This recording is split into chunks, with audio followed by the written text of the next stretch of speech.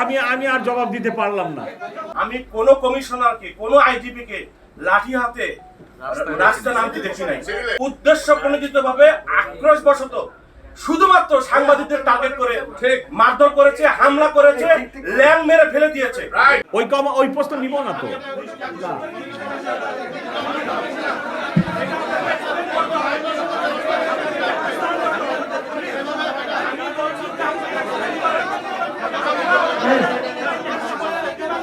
আমরা আপনাদের সহযোগিতা কামনা করছি।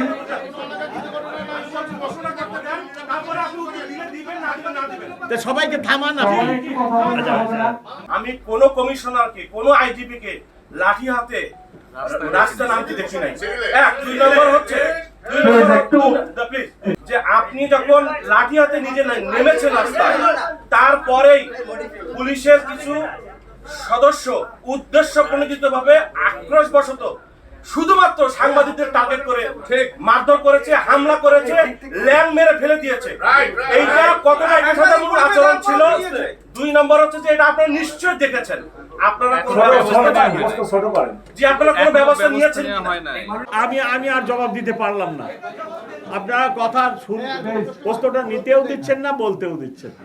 আমি বলি, ওনার প্রশ্ন হলো যে পুলিশ কমিশনার কেন লাঠি হাতে নিছে। পুলিশ কমিশনার সেটা না, আপনি নেওয়ার পরে পুলিশের সদস্যরা আপনি শুনেন প্লিজ আমার কথা। আমি তো আমার ইনফর্মাল ড্রেসে আমার বাসায় ছুটির দিন, বাস্তব কথা হলো চুলই কাটাচ্ছিলাম, যখন হঠাৎ শুনতে পারলাম যে যমুনায় আন্দোলনকারীরা ঢুকে পড়তেছে। আমি অন্য কোনোরূপ প্রস্তুতি নিয়ে আই রাস্ট এবং যাই দেখি অবস্থা ভয়াবহ। এবং এই নির্বাচনের 5-6 দিন আগে যদি যেখানে সরকার প্রধান থাকেন সেখানে যদি আন্দোলনকারী ঢুকে যায়, যেখানে আমার 144 দ্বারা সভা সমাবেশ নিষিদ্ধ আছে, সেখানে এসে আপনার যদি আন্দোলনকারীরা এই ধরনের কর্মকাণ্ড করে, তাহলে কি পুলিশ কমিশনার বসে থাকার কোনো সুযোগ আছে কিনা?